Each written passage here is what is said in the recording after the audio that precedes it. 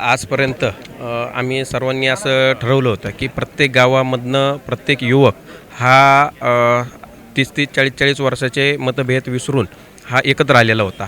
आणि प्रत्येक गावामध्ये ह्या आपल्या पंचायत समिती गणातील प्रत्येक गावामधला युवक आणि प्रत्येक गावातले जे काही राजकारणातले जे काही प्रस्थापित लोक असतील ह्या सर्वांनीच आपले मतभेद सोडून कुशालनानासाठी तिकिटासाठी उमेदवारीसाठी खूप मोठा प्रयत्न केला.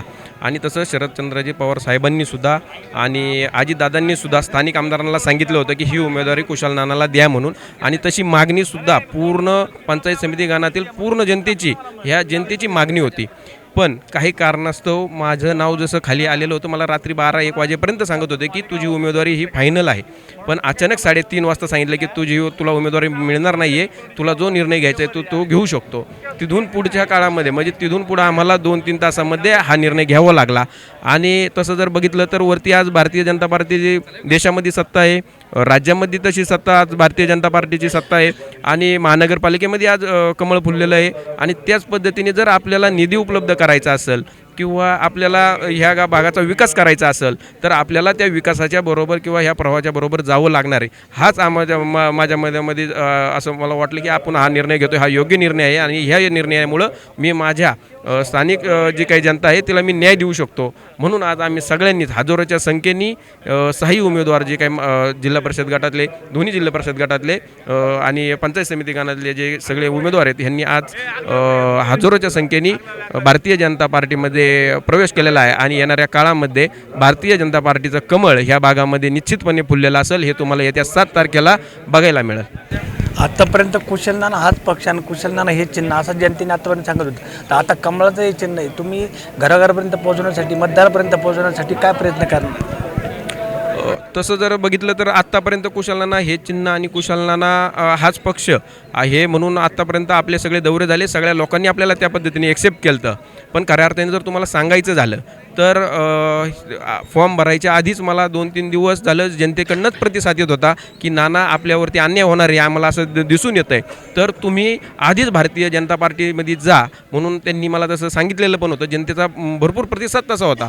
पण आपण कुठंतरी आज गेले 10-15 वर्षापासून आणि आमच्या पिढ्यानपिढ्या ह्या पक्षाचा संघ कटिबद्ध असल्यामुळं आम्हाला तो निर्णय घेणं जरा शक्य झालं नव्हतं किंवा ते दडपण येत होतं आमच्यावरती की असा निर्णय आपण अचानक कशा पद्धतीने घेईल. आणि आम्हाला असं वाटत होतं की आम्हाला न्याय मिळेल.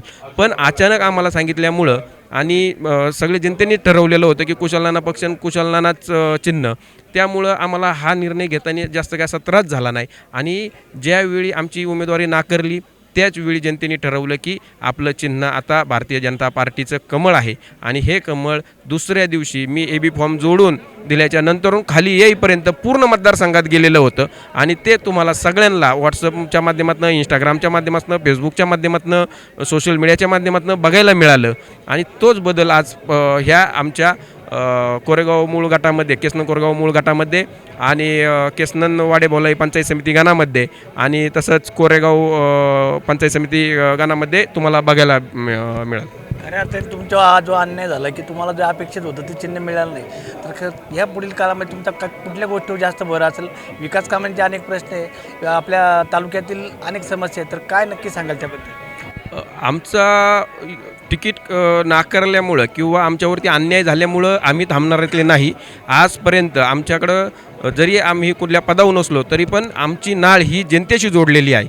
आणि आमच्या युवकांसंग आमचे घरातल्यागत संबंध हे माझ्या प्रत्येक मतदारसंघामध्ये प्रत्येक जणांसंग माझ्या घरातले संबंध आहेत. त्याच्यामुळं की असं मला असं वाटत नाही की नवीन काही ह्या मतदारसंघात करायला लागेल.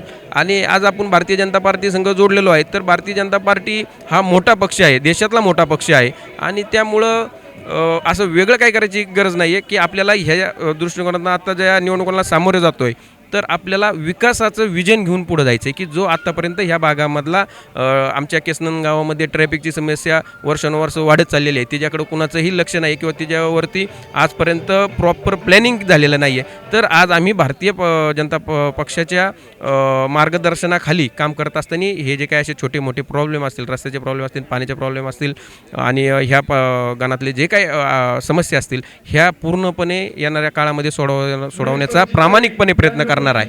आणि हेच विश्वास ह्या जनतेमध्ये आहे, त्यामुळं हा प्रतिसाद आज मला मिळतो आहे. नवनवीन घडामोडी पाहण्यासाठी स्टार महाराष्ट्र न्यूजला सबस्क्राईब करा आणि ताज्या बातम्यांचे अपडेट मिळवण्यासाठी बेल आयकॉनला प्रेस करा आणि परिपूर्ण बातमीबरोबर रहा, इतरांपेक्षा एक पाऊल पुढे.